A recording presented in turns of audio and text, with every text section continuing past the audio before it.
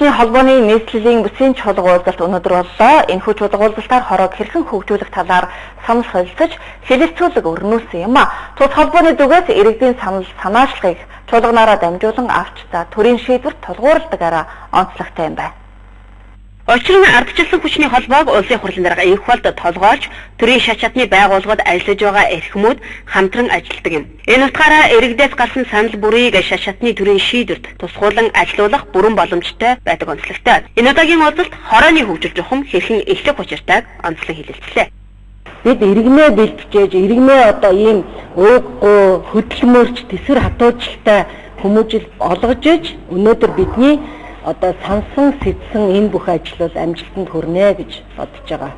Солонгосын ард түмэн, Японы ард түмэн шин тосгон хөдөлгөөнөөр дамжуулж улс орноо өөрчилж чадсан шиг өнөөдөр Улаанбаатарчууд бид шин хороо хөдөлгөөнийг өрнүүлж улс орноо өөрчлөе, Улаанбаатараа өөрчлөе, амьдарч байгаа хороогоо өөрчлөе, хорооны шин стандартыг бий болгоё, хорооны хөгжлөө шин шатанд гаргая гэдэг бодлогыг боловсруулахаар манай чуулганы гишүүд өнөөдөр хэлэлцүүлгээ явуулж байна.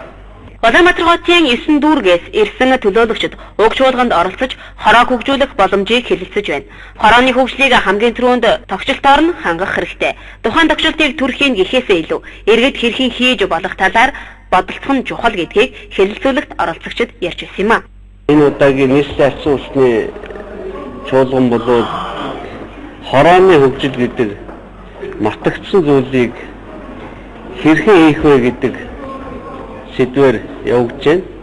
Бацаанхан гишүүний санаачилсан шинэ хороо гэдэг хөдөлгөөн одоо анх удаага зарлагдж байна.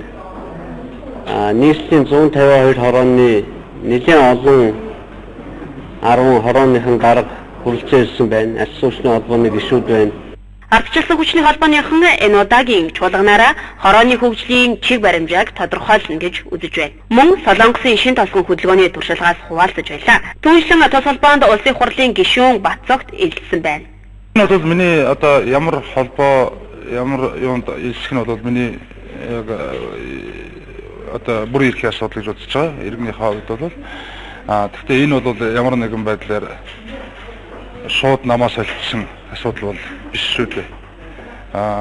Ардчилсан хүчний холбоо гэдэг бол энийг бол шууд ардчилсан нам гэж харж бас болохгүй л дээ. Ардчилсан хүчний холбоо бол улсынхаа хөгжлийн төлөө гэсэн иргэдийн нэгдэл. Үүнд заавал улс төрийн намын гишүүнчлэлээр заглагдахгүй. Харин ч олон намын төлөөлөл нэг зорилго дор нэгдэж чадвал илүү үр дүнд хүрнэ гэж тус холбооныхан үзэж байна. Энэ утгаараа Бацагт гишүүнийг илсүүлсэн гэлээ.